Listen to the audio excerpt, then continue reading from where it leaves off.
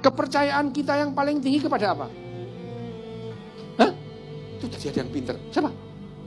Pada uang. Uang. Loh, uang itu adalah sistem kepercayaan yang dibuat oleh manusia. Loh, itu kepercayaan. Sampean bawa duit abang itu, merah itu, percaya kalau harganya itu 100.000. Percaya itu. Se-Indonesia percaya semua. Kalau bawa selembar kertas yang gambarnya Benjamin Franklin, orang Taliban boleh benci Amerika, boleh nggak kenal sama namanya Benjamin Franklin, boleh nggak kenal. Tapi kalau orang Taliban itu memegang selembar kertas yang gambarnya Benjamin Franklin, dia percaya yang dipegang itu setara dengan 1,6 juta. Dibawa sak dunia, keyakinan orang sak dunia sama. Meskipun keyakinan terhadap Tuhan beda-beda ya. Iya, tapi keyakinan terhadap uang sama. Keyakinan kita yang tertinggi itu ya itu. Menyatukan dunia, sampean boleh apa aja. Tapi uang itu sering kita jelek-jelekkan. Tapi uangnya cuek aja gitu. Karena manfaatnya jelas gitu. Uang tidak bisa membeli kebahagiaan kalau sedikit. Loh, kalau banyak bisa, sumpah bisa itu.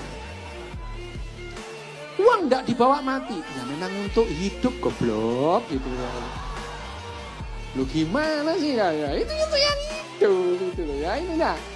Nah, apa namanya? Ungkapan-ungkapan kita terhadap uang itu mengecilkan hati uang itu. Ya. Padahal lo ya, wah motivacot itu ya.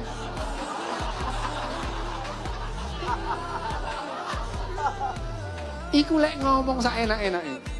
Ya, memotivasi orang itu tidak bagus kalau dengan uang. Uang bukan motivasi yang bagus untuk memotivasi. Lo jare sopo orang pindah kerjaan itu karena gajinya lebih tinggi gitu loh.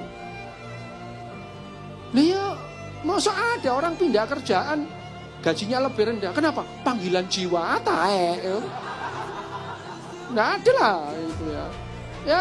Ya itu tadi motivator. Dan motivator itu diundang oleh bos. Jadi supaya tidak menuntut gitu. Gitu. Jangan percaya.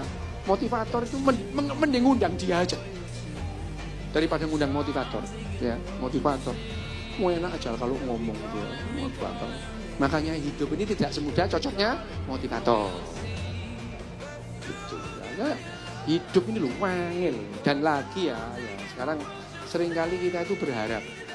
Otak kita itu sering berharap macam-macam gitu ya. Tidak mau menerima konsekuensi. Kita tidak pernah dilatih untuk menerima konsekuensi. Tidak pernah. Sehingga kita pengen tertib. Siapa yang nggak kepingin tertib? Ya mungkin di sini ada 1-2 orang yang nggak pengen tertib. Tapi kebanyakan orang kalau kamu pengen tertib apa enggak? Pengen tertib. Tapi kalian nggak bisa tertib. Gitu. Coba lampu merah. Astaga ya lampu merah tuh kalian nerobos saja dulu. Kenapa? Karena tidak pernah dilatih. Gitu. Kalian tahu mencuri itu jelek. Tapi kalau ada barang ketinggalan di mall, wih rezeki anak soleh. Kudu barangnya rek gitu ya. Rezeki anak soleh. Loh ya, jadi karena tidak pernah dilatih untuk tidak memegang barangnya orang gitu. Ya gak bisa gitu. Itu perlu latihan. Sekedar mengikuti rambu lalu lintas, otak kita itu harus dilatih. Gitu. Kalau nggak latihan nggak bisa. Kenapa orang Jepang itu tertib? Disclaimer dulu. Jepang itu tidak lebih bagus dari Indonesia, ya. Saya tidak pernah bilang bahwa orang Jepang itu lebih bagus dari orang Indonesia. Cuma beda aja. Bedanya apa? Mereka tertib, kita enggak. Itu bedanya. Loh, apakah tertib itu lebih bagus? Belum tentu. Itu kecoa itu enggak tertib. 200 juta tahun bertahan dia. Jangan-jangan kamu kalau enggak tertib kayak kecoa. Bisa bertahan 200 juta tahun. Loh, siapa tahu. Mulai besok jadi kecoa ya. supaya bertahan 250 juta tahun. Jadi orang Finlandia juga tidak lebih bagus dari Indonesia. Enggak, cuma beda. Bedanya apa? Finlandia bahagia, kita tidak. Loh gitu. Loh iya. Yang tahun 2024 sudah dirilis. Negara yang paling bahagia tetap Finlandia nomor 1. Indonesia naik 4 peringkat dari 84 ke 80. Nah, orang Finlandia pada saat dikasih tahu, tahun ini kalian paling bahagia itu.